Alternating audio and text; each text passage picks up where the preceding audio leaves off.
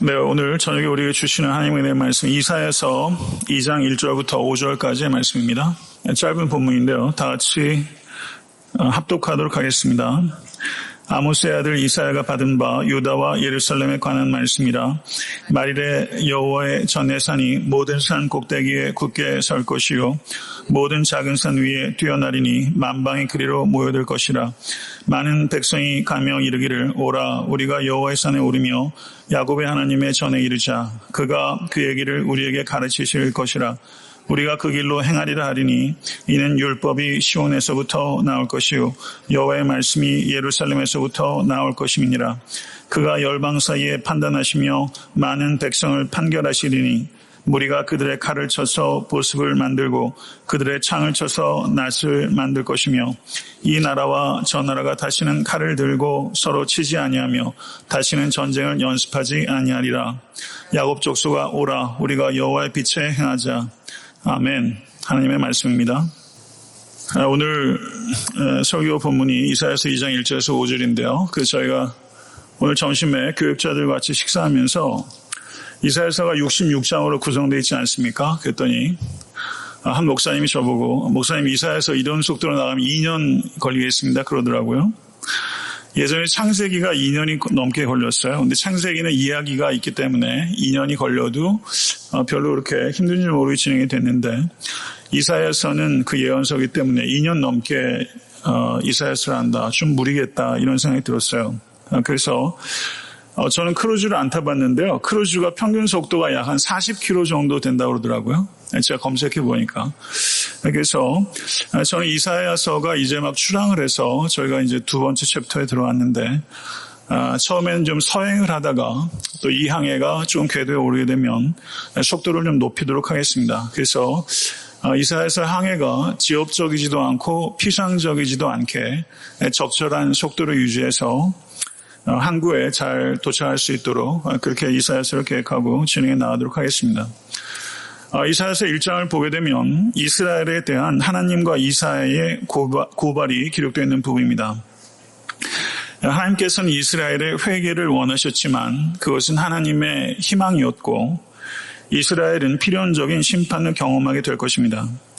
그런데 갑자기 오늘 본문 2장 1절에서 5절에서 주제가 갑작스럽게 바뀌면서 이스라엘의 궁극적인 영광에 대해서 선포하고 있습니다.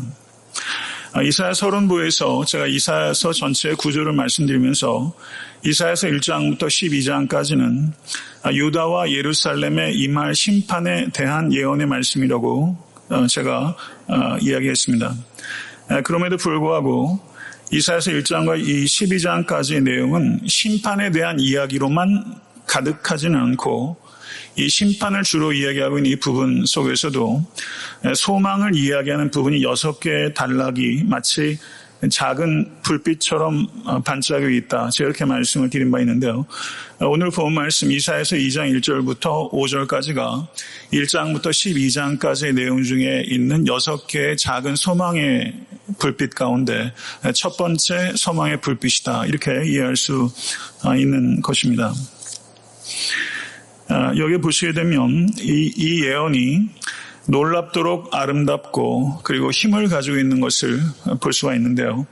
오늘 말씀을 통해서 여러분들이 어떤 마음으로 예배당을 찾아오셨는지 모르겠습니다만은 이사야서 2장 1절부터 5절까지 첫 번째 소망의 불빛이 여러분들 영혼 가운데 빛날 수 있게 간절히 바라고 이 아름다움과 이 힘에 저희가 말씀에 매료당하는 그리고 삶이 변화되는 그런 계기가 될 수 있게 되기를 간절히 바랍니다. 2장 1절의 말씀을 한번 보시기 바랍니다. 아모스의 아들 이사야가 받은 바 유다와 예루살렘에 관한 말씀이라 이렇게 말하면서 새로운 단락을 시작하고 있습니다. 이것은 일종의 제목과 같습니다. 그런데 바로 앞장인 이사야서 1장 1절을 보시게 되면 거기에 어떻게 언급하고 있냐면요.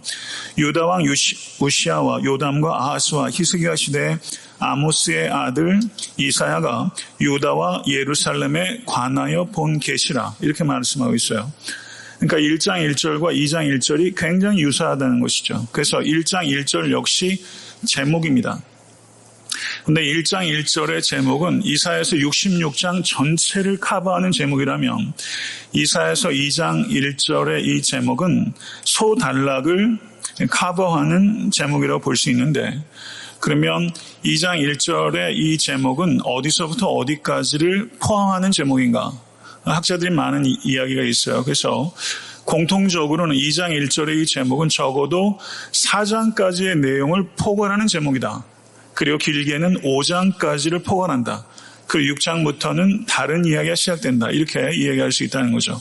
그래서 2장 1절의 제목은 좁게는 4장까지의 내용을, 길게는 5장까지 포괄하는 제목으로서 기능한다. 이렇게 이해할 수 있는 것입니다. 그런데 2장 1절을 보게 되면 여기에서 이사야가 받은 바라고 번역하고 있는데요. 여기에서 받은이라고 번역되고 있는 성경 원어는 실제는 to see, 보다라는 뜻입니다.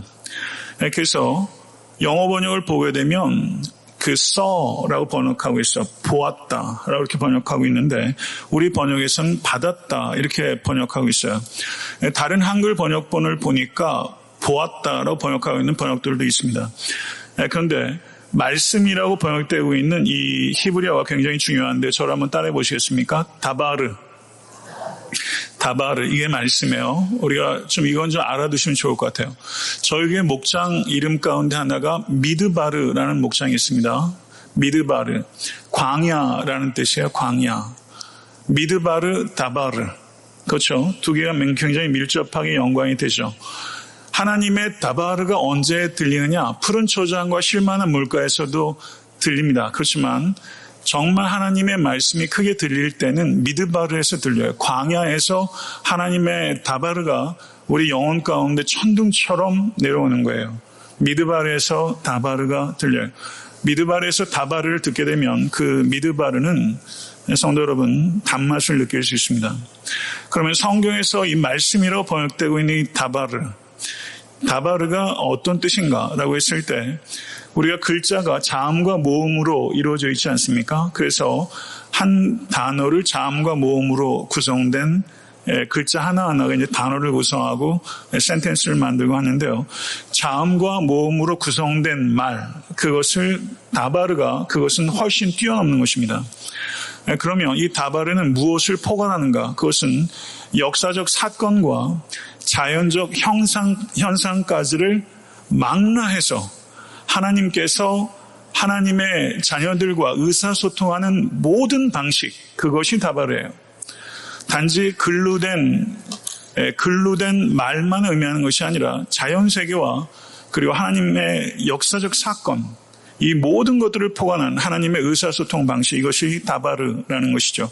그렇기 때문에 이사야는 이 다바르를 말씀을 들었다라고 표현하지 않고 아까 말씀드렸던 것처럼 말씀을 보았다라고 표현하고 있다는 것은 그런 의미가 있다는 거예요. 단지 글자만 의미하는 것이 아니라 역사와 자연세계를 망라한 하나님의 자기소통의 방식을 보았다, 이렇게 표현한다는 것이죠. 성도 여러분, 하나님의 말씀 그리고 예언은 무엇입니까?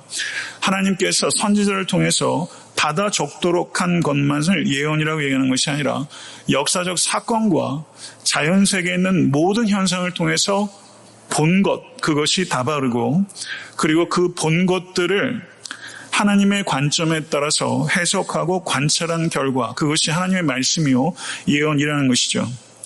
하나님의 목적과 의도에 따라서 말씀드린 대로 말과 그리고 자연현상과 역사적 사건을 영적으로 관찰하고 해석한 것, 그것이 예언입니다. 성도 여러분, 저는 이 관점에 대해서 좀 이야기를 하고 싶습니다. 눈이 5장 6부 중에서 가장 중요한 감각기관임에도 불구하고 눈이 가장 위험한 감각기관입니다. 왜 눈이 위험하냐면 사탄이 가장 장난을 치는 것이 눈이기 때문입니다. 선악과를 볼 때는 마찬가지고 다윗도 밧세바의 벗은 몸을 보고서 죄를 짓게 되죠. 눈에 사탄이 장난을 많이 칩니다. 그러면 인간이 어떤 눈을 가져야 되느냐? 여러분, 산 위에 한번 올라가 보시게 되면요, 모든 산자락이 다 보이면서 윤곽이 들어갑니다. 아래를 굽어볼 수 있는 산 꼭대기가 우리가 서야 되는 하나의 관점이라면 하늘을 올라다 볼 수 있는 전망대. 여러분 천체만환경을 한번 생각해 보세요. 산 꼭대기에 올라가서 아래를 굽어볼 수 있는 관점과 산 아래에서 땅에서 하늘을 우러다 볼 수 있는 전망대, 이 두 가지 관점이 우리가 가져야 되는 관점이에요. 이것이 하나님의 시각입니다.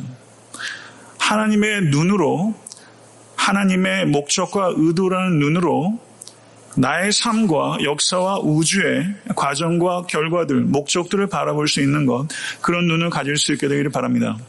이런 이야기가 있습니다. 벌레의 눈을 가진 사람은 망하고 새의 눈을 가진 사람은 흥한다 라는 이야기가 있어요. 여러분은 어떤 눈 가지고 있습니까? 깊이 보지 못하는 눈은 천박하고 멀리 보지 못하는 눈은 어리석고 넓게 보지 못하는 눈은 편협합니다. 그러면 좋은 눈이란 결국 깊이 보고 멀리 보고 넓게 보는 눈을 가져야 하는 것이죠. 성도 여러분, 이런 눈을 갖기 위해서 가장 중요한 게 뭔지 아십니까?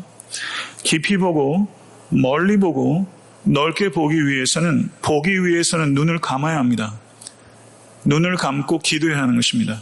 영안이 뜰 수 있는 가장 중요한 길은 바로 눈을 감고 기도하는 것이라는 것이죠.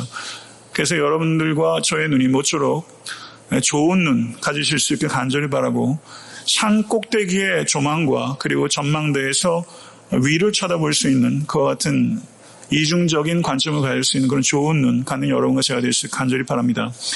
2절 말씀을 한번 보시죠.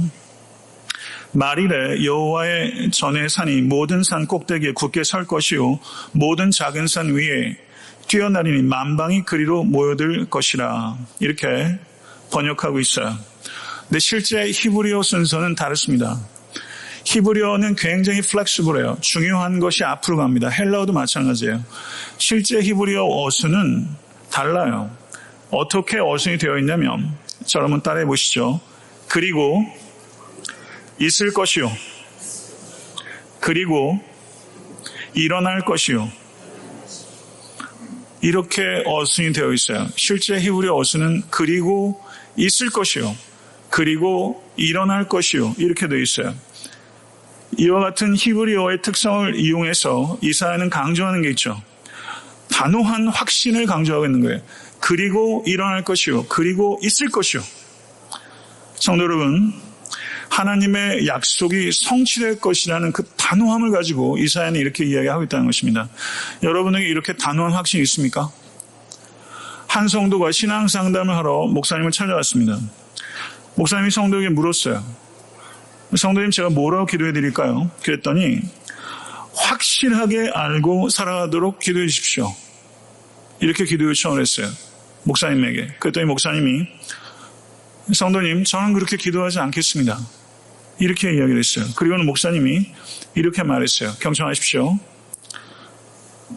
확실한 것은 성도가 추구해야 할 것이 아니라 버려야 할 것입니다. 이렇게 말했어요. 확실한 것은 성도가 추구해야 할 것이 아니라 버려야 할 것이다. 그러면 믿음은 무엇인가? 하나님의 사랑과 능력을 확신하여 불확실한 삶의 현실 한가운데를 담대하게 걸어가는 것, 그것이 믿음인 줄 믿습니다. 아멘. 사랑하는 성도 여러분, 여기에서 말일이라고 표현하고 있는데요. 2장 2절에 말일은 언제입니까? 하나님의 새 창조가 일어나는 때를 가리키는 것입니다. 이사야는 1장에서 임박한 미래의 심판을 예언했습니다. 그런데 2장 1절에서 5절에서는 임박한 미래가 아니라 먼 미래를 지금 예언하고 있어요. 이것을 우리가 깊이 이해해야 합니다. 임박한 미래에 대한 예언이 1장에 기록되어 있고 2장 1절부터 5절까지는 먼 마지막 때를 내다보면서 하나님께서 예루살렘을 통치하시고 전 세계에 걸친 범우주적인 평화를 이루시고 하나님의 나라가 완성될 것을 예언하고 있는 것입니다. 먼 미래에는 예루살렘과 성전이 파괴되기 전보다 더욱 장엄한 모습으로 예루살렘과 성전이 회복될 것을 예언하고 있는 것이 이사야서 2장 1절에서 5절이라는 것이죠. 그래서 회복된 예루살렘의 먼 미래는 단지 이스라엘 족속만의 예배의 중심지가 아니라 모든 나라와 모든 민족의 예배의 중심지가 될 것입니다. 아멘. 이것이 이사야가 예언하고 있는 바예요. 가까운 미래에는 예루살렘과 예루살렘 성전이 처참하게 파괴될 것이다. 이게 1장의 예언인데 2장 1절에서 5절에서는 먼 미래에는 파괴되기 전보다도 예루살렘과 예루살렘 성전이 더욱더 장엄하고 견고하게 서게 될 것이다. 이렇게 예언하고 있다는 것이죠. 거기에서 예언하고 있는 바가 무엇입니까? 여호와의 전의 산이 모든 산 꼭대기에 굳게 설 것이요 모든 산 위에 뛰어날 것이다. 이것은 시온산이 감람산보다 낮습니다. 감람산이 더 높아요. 그런데 시온산이 모든 산 위에 높이 솟아날 것이다라는 것은 지각 변동이 일어나서 물리적으로 시온산이 높이 제우스가 있는 올림푸스와 그리고 바알 신의 본산인 카시우스 산보다 시온산이 높아지게 될 것이다. 물리적으로 그런 뜻이 아닙니다. 이것은 하나님의 임재로 말미암아 시온산이 도덕적으로, 영적으로, 독보적으로 높아지게 될 것이다. 이것을 이야기하고 있는 것입니다. 시온산이 다른 모든 산 위에 도덕적으로, 영적으로 높아지게 될 것이다. 성도 여러분, 이러한 선포는 지금 이사야가 이와 같은 예언 사역을 하는 시대 상황과 전혀 맞지 않습니다. 이것은 대단한 확신과 용기가 없으면 이렇게 선언할 수 없습니다. 현재 여호와의 산 그리고 여호와의 전이 있는 이 시온산은 침략을 앞두고 있습니다. 지금 시온산은 수치스럽고 타락한 산입니다. 그러나 이사야는 임박한 미래에 있는 이 시온산의 수치와 타락함을 뛰어넘어서 먼 미래를 내다보면서 이 예루살렘 시온산이 도덕적으로, 영적으로, 독보적으로 솟아나게 될 것이다. 이렇게 말하고 있다는 것이죠. 성도 여러분, 지금 이사야가 보고 있는 이 예루살렘, 그리고 여러분과 제가 보고 있는 이 교회의 모습은 어떻습니까? 교회가 이 시대에 도덕적으로, 영적으로 독보적입니까? 그러나 성도 여러분, 우리도 미래를 내다볼 수 있는 눈을 가질 수 간절히 바랍니다. 모쪼록 독보적으로 솟아난 이 새 예루살렘처럼 예수 그리스도의 보배로운 피 위에 세워진 교회가 독보적으로 그리스도의 은혜로 말미암아 도덕적으로, 영적으로 높이 솟아오를 수 있게 간절히 바라고, 모쪼록 이 자리에 계신 권수 한 사람 한 사람과 애타한테 섬기는 교회가 도덕적으로, 영적으로 날로 굳건해지고 솟아날 수 있게 되기를 간절히 소원하고 그렇게 될 줄로 믿습니다. 3절 말씀을 보시기 바랍니다. 시온산을 향하여 나아가는 만방의 사람들의 선포가 기록되어 있는데요. 3절의 말씀 우리 다 같이 읽어보도록 하겠습니다. 시작. 많은 백성이 가며 이르기를 오라 우리가 여호와의 산에 오르며 야곱의 하나님의 전에 이르자. 그가 그의 길을 우리에게 가르치실 것이라. 우리가 그 길로 행하리라. 네, 계속 읽으시 바랍니다. 이는 율법이 시온에서부터 나올 것이요 여호와의 말씀이 예루살렘에서부터 나올 것임이니라. 아멘.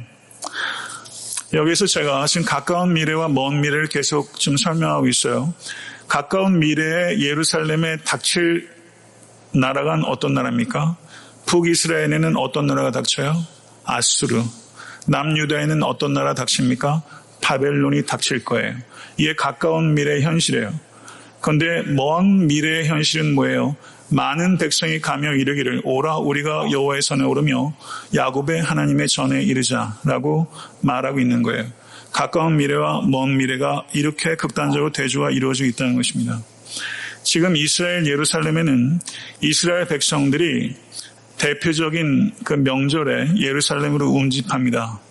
이스라엘 백성들만 명절 때 예루살렘에 모여요. 그렇죠. 6월절에 예수님께서 예루살렘에 입성하셨죠. 그처럼 이 전 세계에 흩어진 디아스포라 유대인까지 포함해서 명절에 세 차례 예루살렘에 올라가게 됩니다. 그렇지만 끝날에는 모든 나라와 민족들이 예루살렘에 올라가는 순례 여행을 하게 될 것이다. 이것이 하나님의 말씀입니다. 그런데 2절의 말씀을 한번 보시게 되면요. 거기에 모여들다라는 이야기가 있습니다. 모여들 것이다. 맞죠? 모여들 것이다. 이게 실제 성경 원어로는 흘러내려가다 이런 뜻이에요. 흘러내려가다. 물이 흘러내려가는 것처럼 이스라엘로 모든 나라 민족들이 흘러내려가게 될 것이다. 그런데 3절의 말씀을 보십시오. 거기에 보게 되면 여호와의 산에 오르다라고 표현하고 있죠. 그러니까 2절에 흘러내려가다와 3절에 오르다라는 게 완전히 정반대를 이야기하고 있는 것입니다. 여기는 분명히 문학적인 의도가 있다는 것이죠. 성도 여러분, 물이라는 게 모름지기 자연스럽게 아래로 흘러가는 것이 자연스러운 것처럼 열방이 시온산에 모여드는 것은 극히 자연스러운 영적 현상이 될 것이라는 것입니다. 사랑하는 성도 여러분, 이와 같은 일들이 마지막 때에 임하게 될 것입니다. 그리고 간절히 바라기는 이 애타한테 섬기는 교회가 정말 그리스도만 자랑하는 교회가 되고 성삼위 하나님을 예배하는 참된 교회가 되어서 우리 교회에 많은 이방 사람들이 시온 사람 모였던 것처럼 우리 교회를 통해서 그리고 애타한테는 많은 교회들을 통해서 그와 같은 예배가 회복되고 치유의 역사들이 나타나는 그와 같은 일들을 저희들은 꿈꿀 수 있게 될 간절히 바랍니다. 오늘 설교의 제목이 꿈꾸는 세상인데요. 성도 여러분, 우리가 그런 꿈 꿀 수 있으면 참 좋겠습니다. 3절 하반절을 우리가 다시 한번 보이는데요. 거기에 뭐라고 말하냐면 오라 우리가 여호와의 산에 오르며 야곱의 하나님의 전에 이르자 그가 그의 길을 우리에게 가르치실 것이라 우리가 그 길로 행하리라. 여기에서 중요한 단어는 3개예요. 이르자, 가르치실 것이라, 행하리라. 이 3가지 동사가 중요합니다. 여호와의 산에 이르는 목적이 뭐예요? 가르침을 받기 위한 거예요. 가르침의 목적은 뭐예요? 행하기 위한 거예요. 믿으십니까? 아멘. 여러분 오늘 예배당에 왜 오셨어요? 가르침을 받기 위해 오신 거예요. 가르침 자체는 목적이 아니에요. 가르침을 받은 것의 목적은 행하기 위한 것이에요. 그렇기 때문에 행함으로 이어지지 않는 배움은 실제 배움이 일어나지 않은 거예요. 행함으로 증명되지 않은 배움은 배우지 않는 것보다도 못합니다. 왜냐하면 그것은 영적 교만으로 될 것이기 때문에 그건 썩어요. 이걸 깊이 기억하실 수 간절히 바랍니다. 저는 저의 설교와 그리고 저희 교회에 있는 모든 교육자들의 설교 그리고 1년에 많이 제공되는 여러 가지 성경 공부를 통해서 성도 여러분 참된 삶을 살고자 하는 열망이 여러분들에게 불붙을 수 있게 간절히 소원합니다. 오늘 예배의 설교를 통해서 여러분들에게 참된 삶을 살겠다는 열망으로 이어지지 못한다면 이 설교는 아무 유익이 없어요. 저는 진실로 강대성의 말씀을 통해서 여러분이 참된 삶을 살고자 하는 그런 간절한 불길이 영혼 가운데 일어날 수 간절히 축원합니다. 교리와 윤리, 이 2가지는 항상 같이 가는 거예요. 교리의 목표는 윤리고 윤리의 근거는 교리입니다. 교리가 윤리로 이어지지 않을 때 그 교리는 진리가 아닙니다. 그거는 교조가 되는 거예요. 이것을 깊이 생각하십시오. 옛 시대의 중심이 시온산이었다면 새 시대의 중심은 우리 주 예수 그리스도, 성육신하신 우리 주 예수 그리스도입니다. 내가 길이요 진리요 생명이니 나로 말미암지 않고는 아버지께 올 자가 없느니라. 믿으십니까? 예수께서 에고 에이미 헤 호도스 헤 알레세야, 예수께서 나는 길이요 진리요 라고 말씀하셨어요. 예수께서 진리의 총합이요 진리의 표준이라는 것을 여러분 확신을 가지실 수 있게 되기를 간절히 소원합니다. 여러분 회심하셨습니까? 회심하셨습니까? 여러분의 회심의 증거가 뭐예요? 회심의 증거가 무엇인가? 그것은 오라 우리가 여호와의 산에 오르자. 회심의 증거는 다른 이들을 설득해서 시온산에 올라가자고 하는 것으로 회심의 증거가 나타나는 것입니다. 성도 여러분, 복음을 믿음으로 말미암아 그 은혜가 우리를 구원한 것입니다. 믿으십니까? 그게 그리스도인이죠. 복음으로 구원을 얻은 사람이 그리스도인이에요. 그런데 복음을 가슴에 묻어두는다. 이것은 복음의 성격에 전혀 부합하지 않는 것입니다. 그건 모순이에요. 사랑하는 성도 여러분, 복음으로 진실로 구원을 얻었다면 오라 우리가 여호와의 산에 오르자라고 주변 분들에게 설득할 수 있어야 됩니다. 복음을 가슴에 묻고 있다는 것, 이것은 참 희한한 일이기 때문입니다. 만방이 시온으로 나오는 것, 이것은 열방이 초림하신 그리스도께 나아오는 것으로 성취가 된 것이고 그리고 다시 오실 예수 그리스도께 열방이 나오는 것으로 완성될 줄로 믿습니다. 에베소서 2장 19절에 그러므로 이제부터 너희는 외인도 아니요 나그네도 아니요 오직 성도들과 동일한 시민이요 하나님의 권속이라. 아멘. 성도 여러분, 이 말씀의 뜻이 뭐예요? 이것이 여러분과 저의 정체성인 줄로 믿습니다. 나는 더 이상 외인도 아니요 나그네도 아닙니다. 믿으십니까? 오직 성도들과 동일한 시민이요 하나님의 권속입니다.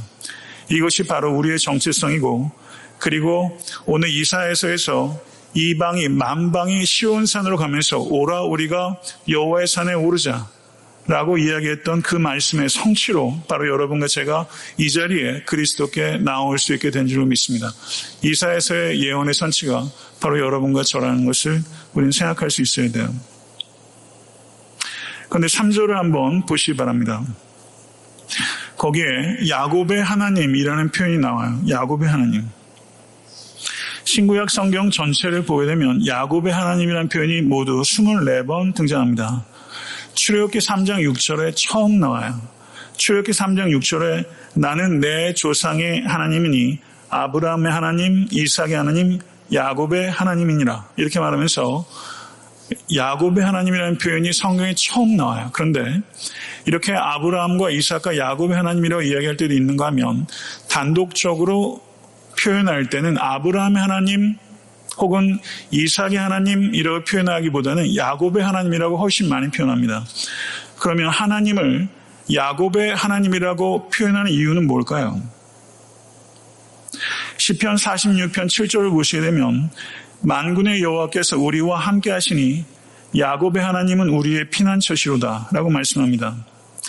야곱의 하나님이라는 이 표현은 하나님께서 특정한 사람의 특정한 역사 속에서 찾아오셔서 자기를 계시하시고 관계하시는 하나님이시라는 것을 의미하는 것입니다.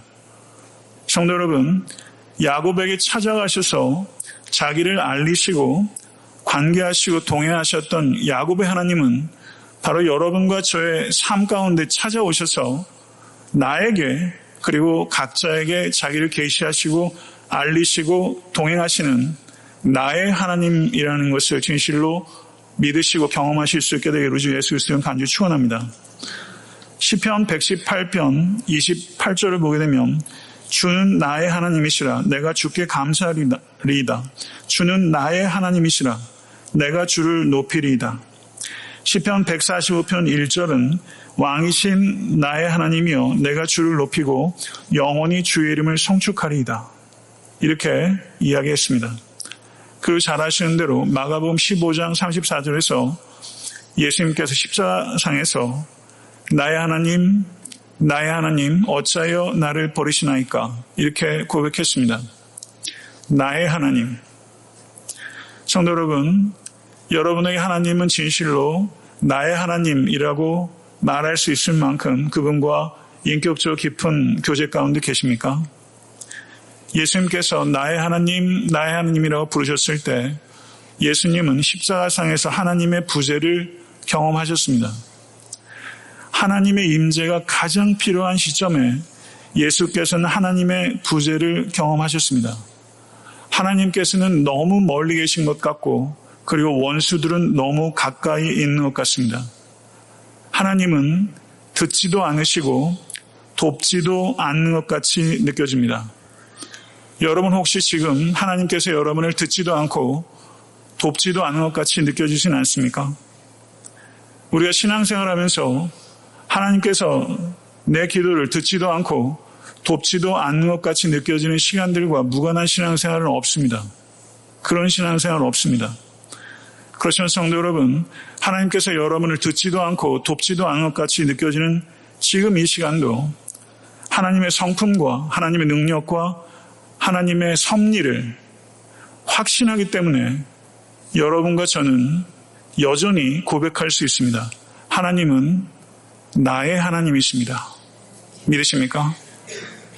내가 느껴지는 감정과는 상관없이 내 현실이 너무나 내가 믿는 바와 괴리감이 있다 할지라도 하나님이 듣지도 돕지도 않는 것 같은 현실 속에서도 나는 하나님의 성품과 능력과 그리고 섭리하심을 확신하기 때문에 예수께서 십자가상에서 죽어가시는 그 순간에 나의 하나님 어찌하여 나를 버리시나이까? 내가 버림받고 있다고 느끼는 그 순간에도 우리 하나님께 여전히 나의 하나님이라고 고백할 수 있게 되는 것이죠. 사랑하는 성도 여러분, 오늘 예배를 통해서 여러분들께서 나의 하나님이란 이 고백이 여러분들에게 회복될 수 있게 간절히 바랍니다. 나의 하나님이란 이 고백 속에서는 하나님의 임재 안에서 질병이나 실패나 대적이나 심지어 죽음조차 나는 싸울 준비가 되어 있습니다. 그런 고백이에요. 질병이나 실패나 여한 원수나 심지어 죽음 앞에서도 하나님 나는 싸울 준비가 되어 있습니다. 이 고백이 우리가 드린 나의 하나님이라는 고백 가운데 있다는 것이죠. 야곱의 하나님, 그 하나님 바로 여러분과 저의 하나님이심을 믿으시기를 간절히 축원합니다. 하나님의 말씀을 배우고 그리고 행한 결과가 무엇인가, 그것이 4절에 기록되어 있는데요. 4절의 말씀을 다 같이 한번 읽어보도록 하겠습니다. 그가 열방 사이에 판단하시며 많은 백성을 판결하시리니 무리가 그들의 칼을 쳐서 보습을 만들고 그들의 창을 쳐서 낫을 만들 것이며 이 나라와 저 나라가 다시는 칼을 들고 서로 치지 아니하며 다시는 전쟁을 연습하지 아니하리라. 아멘. 꿈 같은 얘기입니다. 말씀을 배우고 행한 결과가 무엇인가? 평화라는 것입니다. 평화는 하나님의 하나님의 판단과 하나님의 판결에 대한 이야기가 나오죠. 하나님의 판단과 하나님의 판결을 믿을 때 이 땅에 평화가 이루어지는 줄로 믿습니다. 사랑하는 성도 여러분, 하나님의 판단과 판결이 하나님의 말씀 안에 있습니다. 그리고 우리 주 예수 그리스도는 말씀이 성육신하신 것입니다. 예수 그리스도 안에 하나님의 판단과 판결이 있고, 그래서 예수께서 이 땅에 오신 것은 평화의 왕이 이 땅에 오신 줄로 믿습니다. 세상에 많은 평화주의자들이 있어요. 피스 러버들이 있습니다. 그러나 피스 러버를 통해서 평화는 결코 증진되지 않아요. 하나님과 화평케 된 하나님의 아들들을 통해서 세상의 평화는 만들어지는 줄로 믿습니다. 이 확신 가지실 수 있게 간절히 축원합니다. 그래서 예수께서 팔복에서 가르치시기를 화평케 하는 자는 복이 있느니 그들의 하나님의 아들이라 일컬음을 받을 것이며, 믿으십니까? 말씀 맺겠습니다. 살상용 무기가 농기구가 되는 이 우화 같은 이야기, 이 꿈 같은 이야기, 특별히 북한에서 핵무기가 다 완성돼서 무장하고 있는 이 시대에 살상용 무기가 농기구가 되는 것, 완벽한 평화, 이 땅에는 없습니다. 그러나 마지막 날에 평화의 왕이신 예수께서 공중으로부터 임하실 때 완벽한 평화가 이루어지게 될 것입니다. 그렇지만 그리스도인들은 완벽한 평화가 이 땅에 없기 때문에 낙심하라고 부르심받은 존재가 아니라 완벽한 평화가 이 땅에 이루어질 것이기 때문에 완벽한 평화가 이루어지는 일에 우리의 삶을 헌신하도록, 그리고 이 평화가 증진되도록 우리의 삶을 드리라고 여러분과 제가 부름받은 존재라는 것을 믿으시길 간절히 바랍니다. 그런데 우리가 그런 존재임에도 불구하고 우리가 평화를 이루지 못하는 이유는 전 두 가지로 생각해요. 자존심, 그리고 이해관계. 이 두 가지 때문에 평화를 이루기가 참 어려워요. 특별히 이민생활하면서 이 자존심 문제 굉장히 큽니다. 이 두 가지를 내세우면서는 가족들과도 평화할 수 없습니다. 자존심과 이해관계를 내세워서는 혈육 간에도 평화할 수가 없어요. 그렇지만 하나님의 뜻은 원수와도 평화하는 것인 줄로 믿습니다. 원수를 사랑하고 그들의 필요까지 채우라. 이것이 하나님의 뜻입니다.